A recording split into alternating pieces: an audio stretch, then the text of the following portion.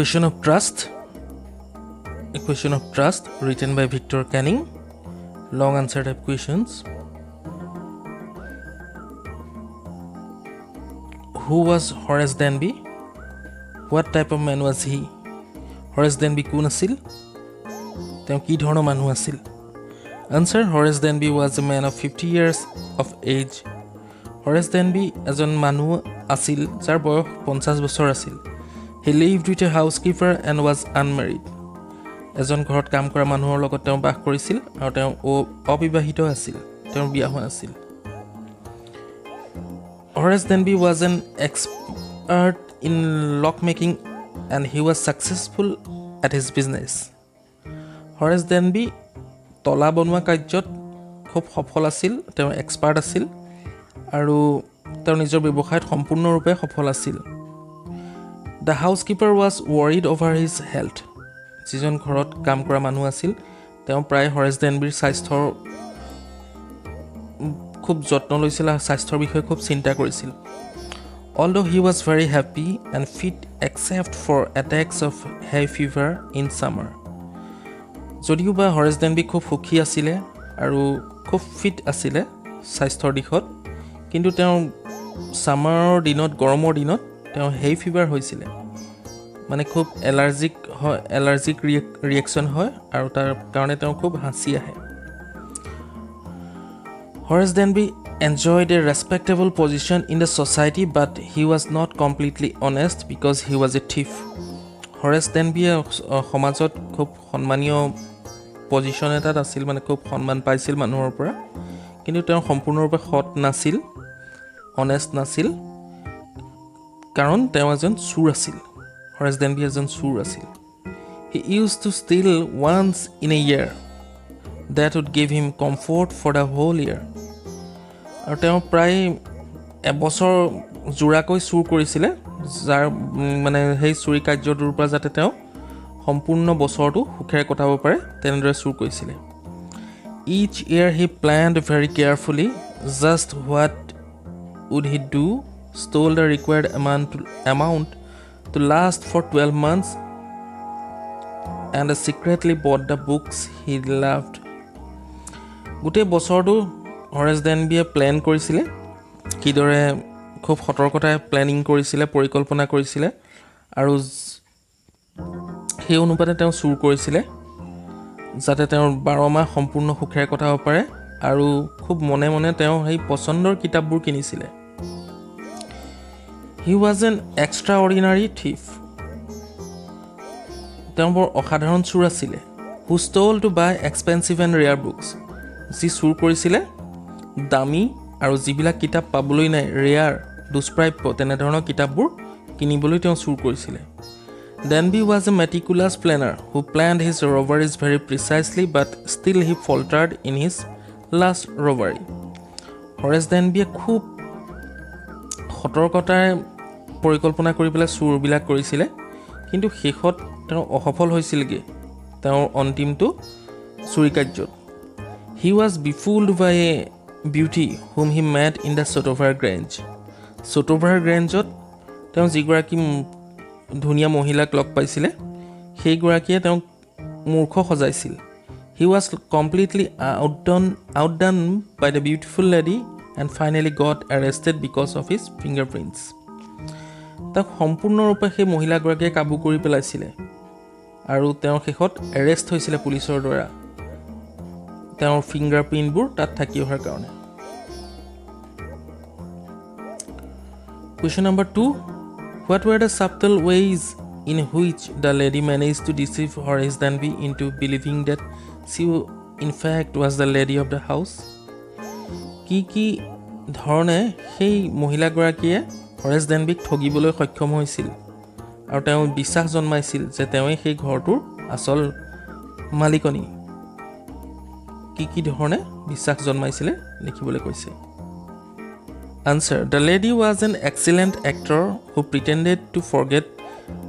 number of safe and made it open by Horace Denby even without gloves. সেই লেডিগৰাকী এগৰাকী অসাধাৰণ অভিনেত্ৰী আছিলে, যি ভাও ধৰিছিলে যে তেওঁ সেই সেফটো মানে যিটো তিজোৰি বুলি কওঁ আমি সাধাৰণতে হিন্দীত অসমীয়াত য'ত আমি পইচা পাতি থৈ দিওঁ তেনেকুৱা আলমিৰাটোৰ তেওঁ নাম্বাৰটো পাহৰি গ'ল বুলি কৈছিলে মানে নাম্বাৰ মিলোৱা ছিষ্টেমৰ লক আছিলে আৰু হৰেছ ডেনবিৰ হতুৱাই সেইটো খোলাইছিলে আৰু হৰেছ ডেনবিয়ে সেই সময়ত গ্লোভছ পিন্ধা নাছিলে she was dressed up pretty well just like the owner of the house সেই মহিলাগৰাকীয়ে খুব সুন্দৰকৈ ড্ৰেছ পাতি পিন্ধি আছিলে যেন তেওঁ সেই ঘৰটোৰ মালিকনীহে তেনেদৰে সাজপাৰ পিন্ধি আছিলে her talkativeness her going to the fireplace to straighten the ornaments showed her familiarity with the place তাইৰ বাকপটুতা সেই মহিলাগৰাকী খুব বাকপটু আছিল আৰু ফায়াৰ প্লেচটোৰ ওচৰলৈ গৈ পেলাই যিদৰে তেওঁ নিজৰ গহনাখিনি মানে সিধা কৰি লৈছিল সেইবিলাকে সূচাইছিল যে তেওঁ এই ঠাইখিনিৰ বিষয়ে খুব ভালদৰে জানে যিদৰে ঘৰৰ মালিকে নিজৰ ঘৰৰ বিষয়ে জানে she regulated her voice according to the demand of the situation আৰু তেওঁ নিজৰ ভইচটো সেই মহিলাগৰাকী নিজৰ আৱাজটো মানে কথাখিনি কথাৰ সুৰ সিচুৱেশ্যন অনুপাতে সজাব জানিছিল মানে খঙত কৈছিল আৰু মৰমত মৰম লগাকৈ ক'ব জানিছিল sometimes she talked in a mild voice and sometimes in a serious manner মাজে সময়ত তেওঁ কথা পাতিছিল খুব মানে মিঠা শব্দত কিন্তু কিছুমান অলপ মানে সময়ৰ পিছতে তেওঁ খুব সিৰিয়াছ হৈ গৈছিল she laughed occasionally and suddenly her voice would become sharp আৰু হঠাতে তেওঁ হাঁহিছিল আৰু হঠাতে তেওঁৰ মাতটো খুব গহীন হৈ গৈছিল খুব কাৰা হৈ গৈছিল তেওঁ she even threatened him to call the police তাই আনকি হৰেছ ডেনবিক ভাবুকিও দিছিলে যে তাই পুলিচক মাতি দিব when হৰেছ ডেনবি asked for forgiveness যেতিয়া হৰেছে তাইক ক্ষমা মানে তেওঁক ক্ষমা কৰি দিবলৈ সেই মহিলাগৰাকীক ক'লে she expressed her concern for the society that the society must be protected from the people like him সেই সময়ত যেতিয়া হৰেছ ডেনবিয়ে তেওঁক মাফ কৰি দিবলৈ ক'লে তেতিয়া তাই ক'লে কি যে তাই সমাজৰ প্ৰতি দায়িত্ব আছে আৰু হৰেছ ডেনবিৰ দৰে মানুহবিলাক সঁচাকৈ পুলিচৰ হাতলৈ যাব লাগে এৰেষ্ট হ'ব লাগে she petted the dog like the real owner তাই আনকি ঘৰৰ কুকুৰটোকো খুব মানে মৰম কৰি দেখুৱাইছিল যেন আচল মালিকে তেওঁৰ পোহনীয়া কুকুৰটোক মৰম কৰিছে because of all these হৰেছ ডেনবি could not suspect that she was not the lady of the house এইবিলাক কাৰণতে হৰেছ ডেনবি আচলতে তাইক চিনি পোৱাত ভুল হ'ল আৰু তাইক সন্দেহ নকৰিলে যে তাই ঘৰৰ আচল মালিকনী নহয় he became very nervous তেওঁ খুব নাৰ্ভাছ হৈ পৰিছিল and too scared to suspect that something was wrong আৰু খুব ভয় খাইছিল নাৰ্ভাছ হৈছিল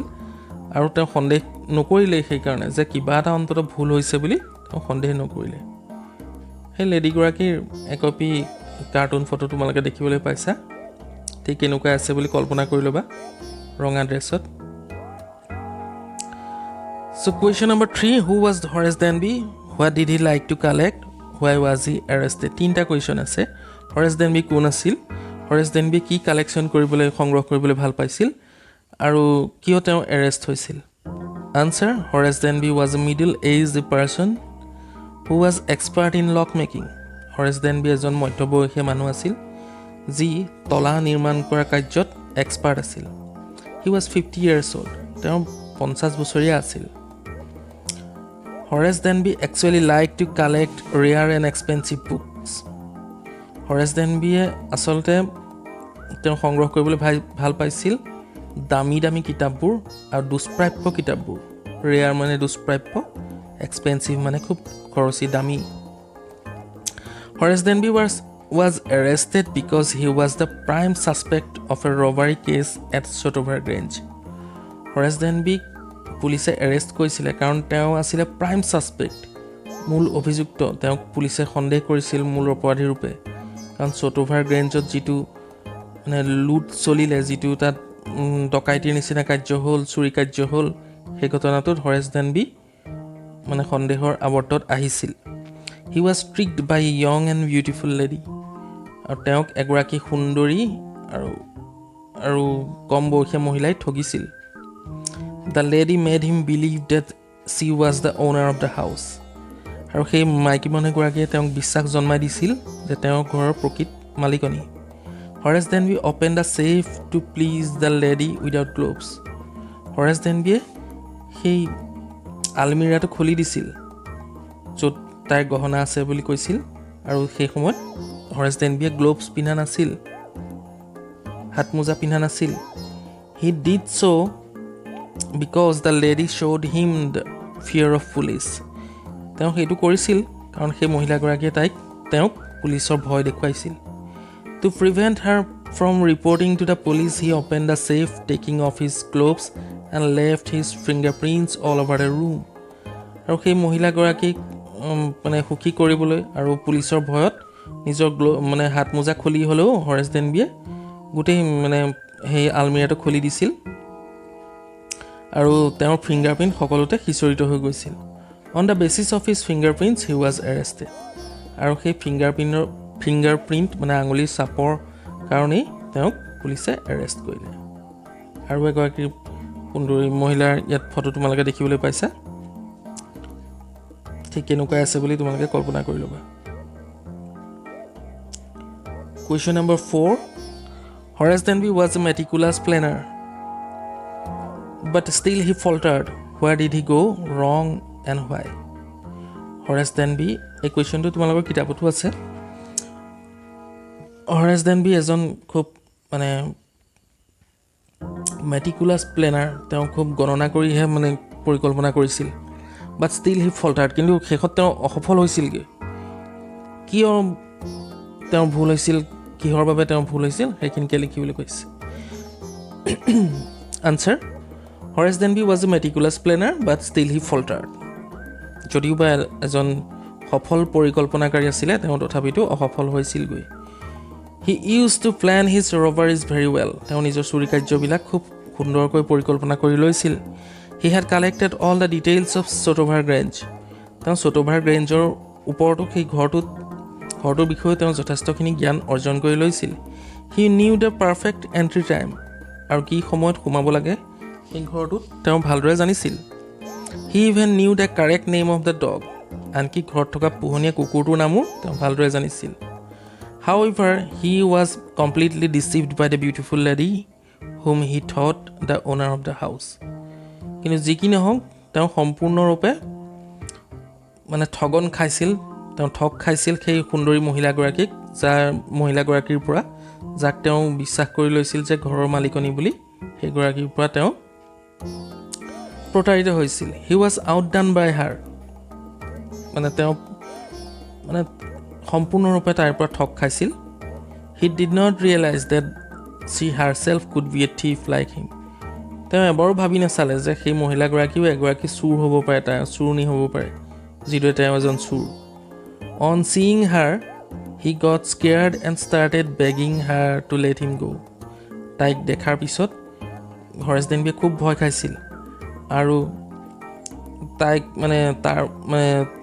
যাতে তেওঁ যাব পাৰে সেই সম্পৰ্কে তেওঁ বেগিং কৰিবলৈ আৰম্ভ কৰিছিল অৰ্থাৎ মানে ভিক্ষা মাগিছিল যে মই ইয়াৰ পৰা যাওঁ মোক যাবলৈ দিয়ক When she asked him to take out the jewels for her he readily agreed যেতিয়া তাইক কৈছিল যে এই গহনা গাঁঠৰিবিলাক উলিয়াই দিবলৈ আলমিৰাৰ পৰা তেওঁ সম্পূৰ্ণৰূপে মান্তি হৈ গৈছিল Horace Denby সম্পূৰ্ণৰূপে মান্তি হৈ গৈছিল In his hurry he scattered his fingerprints everywhere in the room আৰু খৰধৰ কৰোঁতে Horace Denby গোটেই ৰুমটোতে নিজৰ আঙুলিৰ ছাপ এৰি থৈ আহিছিল He blindly believed the lady for which he faltered although he was a meticulous planner তেওঁ অন্ধভাৱে সেই মহিলাগৰাকীক বিশ্বাস কৰিছিল সেইবাবে তেওঁ এজন সফল পৰিকল্পনাকাৰী হোৱা সত্ত্বেও শেষত কিন্তু তেওঁ অসফল হৈছিল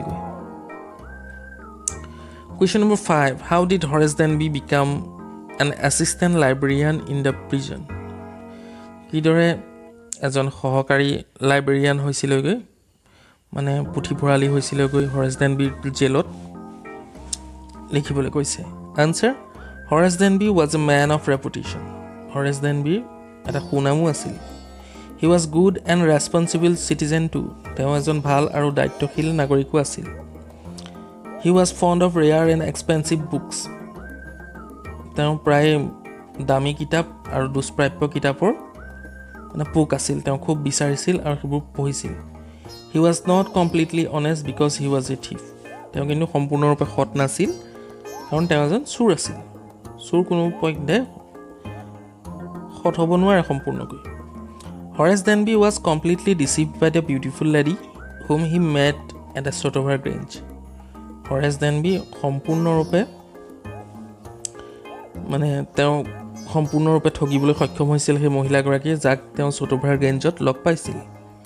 হি annoyingly scattered his fingerprints all over the room গোটেই ৰুমতে সেই কোঠাটোত নজনাকৈ তেওঁ নিজৰ আঙুলিৰ ছাপ সকলোতে এৰি থৈ আহিল on the basis of the fingerprints he was arrested by the police আৰু সেই ফিংগাৰপ্ৰিণ্টৰ সেই আঙুলিৰ ছাপৰ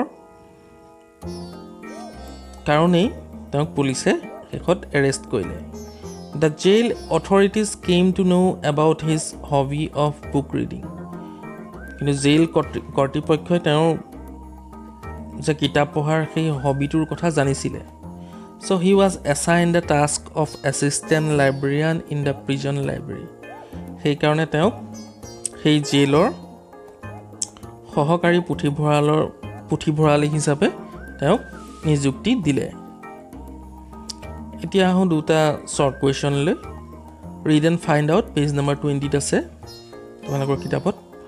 question number 1 what does Horace Denby like to collect Horace Denby কি সংগ্ৰহ কৰিবলৈ ভাল পাইছিলে answer Horace Denby usually collects rare and expensive books Horace ডেনবিয়ে সাধাৰণতে সংগ্ৰহ কৰে দুষ্প্ৰাপ্য আৰু দামী দামী কিতাপবোৰ question number 2 why does he steal every year প্ৰত্যেক বছৰে হৰেছ ডেনবিয়ে কিয় চুৰ কৰে answer Horace ডেনবি steals every year to fulfil his desire that is book reading কিতাপ পঢ়ি তেওঁ খুব ভাল পায় সেই পঢ়ি ভাল পোৱা আশাটোকে পূৰণ কৰিবলৈ তেওঁ প্ৰত্যেক বছৰে চুৰি কৰে read and find out page number 20 sorry page number 22 হ'ব লাগিছিলে 22ত আছে who is speaking to Horace Denby Horace ডেনবিৰ লগত কোনে কথা পাতিছে answer the pretty lady in the red dress is speaking to Horace Denby সেই ধুনীয়া মহিলাগৰাকীয়ে হৰেছ ডেনবিৰ লগত কথা পাতি আছে question number 2 who is the real culprit of in the story এই কাহিনীটোৰ মূল খলনায়ক কোন answer the pretty lady in the red dress is the real culprit of the story সেই সুন্দৰী মহিলাগৰাকীয়ে হৈছে এই কাহিনীটোৰ মূল খলনায়িকা চ' এইখিনিতে আমাৰ ভিডিঅ'টো সমাপ্ত হৈছে আশা কৰোঁ ভিডিঅ'টো তোমালোকৰ কামত আহিব থেংকছ ফৰ ৱাচিং আৰু পাৰিলে চেনেলটো ছাবস্ক্ৰাইব কৰি দিবলৈ নাপাহৰিবা থেংক ইউ